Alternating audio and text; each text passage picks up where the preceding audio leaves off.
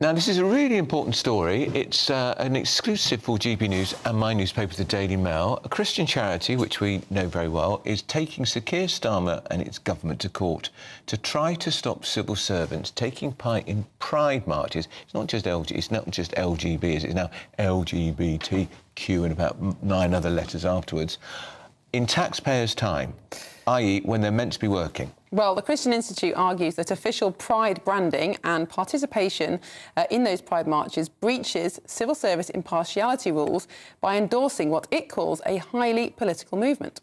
We're going to talk to now Simon Calvert, who's Deputy Director of Public Affairs at the Christian Institute.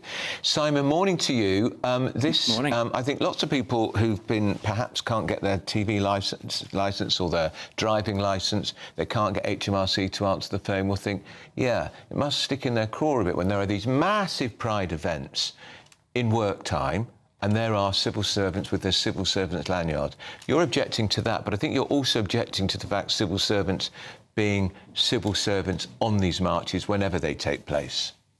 Yes. I want to start, actually, by paying tribute to Linzi Smith, who sued our local police here, Northumbria Police, over this exact issue. And she, persuaded the court that it was a breach of impartiality duties for the police to be officially participating in pride marches. And so we are seeking to apply exactly the same principle. There are laws which require civil servants to be impartial. The guidance which says that you're not to favour particular interests. Who could doubt that going on a pride march signals your support for that particular cause? Now, if people want to do that in their own time, civil servants want to do that in their own time, they're perfectly entitled to do it. But what happens is every year the civil service decides to allocate funding to pay for civil servants to participate officially, and then throughout the year the Civil Service LGBTQ+ network encourages civil servants to attend. It reminds them that they are attending representing the civil service. The taxpayer pays for T-shirts branded with civil service pride. We pay for banners. I mean, all of that. Again, what are the cause would get that? I mean, if the idea that the taxpayer was paying for civil servants to attend a Just Stop Oil protest or something, people would be properly shocked by that. And the Pride movement is, whatever it used to be, it is now clearly a very particular set of political propositions focused around gender ideology, opposing the Supreme Court ruling and so on. Why should we be paying for civil servants to officially represent the civil service at marches that stand for all those things which are so unpopular now? Now, Simon, I think perhaps in previous times people would have understood the duty of impartiality to mean that civil servants are not allowed to prefer one political party over another. Of course, in private they can vote how they want, but when they're at work they have to be impartial. Why do you think the term political now extends to some of these debates that aren't really about the party you support, they're about something quite different? Yeah, because it stands, as I say, pride stands for a particular set of political ideas. So again, going back to the court ruling in Linzi Smith's case against Northumbria Constabulary, one of the things that the court found was that the Pride March had a particular set of political demands. I mean, the London Pride March, which is the one presumably Whitehall civil servants take part in, they actually banned political parties from taking place this year because they felt the mainstream political parties weren't sufficiently supportive of all of their demands. So I think it clearly is a political movement. It clearly does stand for a particular set of changes. And so, again, I mean, I engage with civil servants as a stakeholder. And so if I'm going into meetings about, you know, the clash between sort of sex realism and gender ideology, or Christian views and, you know, the sort of the values of the Pride movement, if I know that those civil servants are wearing pride lanyards, maybe participating in pride marches, I know I'm not going to get a fair hearing.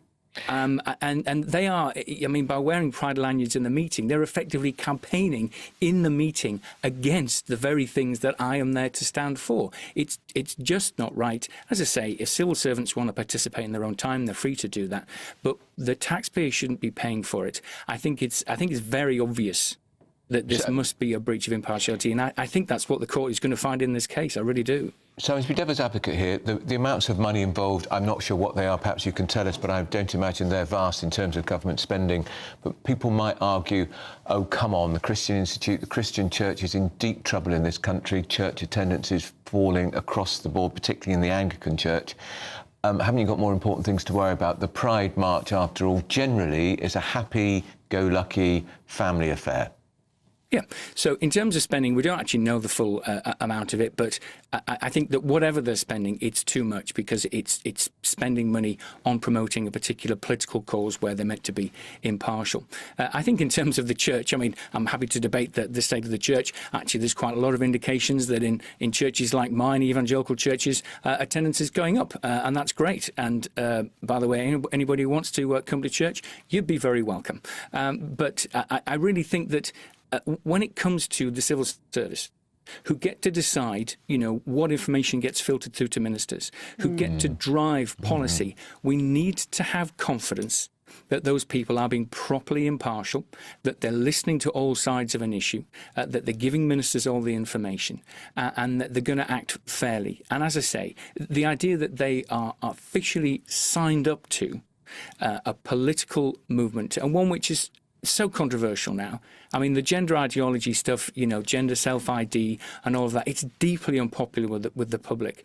And the idea that they're already in the column, they're already signed up to that set of propositions, I think it just destroys people's confidence that they're going to be doing their jobs properly. And I honestly think that the civil service will be better off and it will be better perceived if it just unhitches itself from these causes and really just sticks to the day job.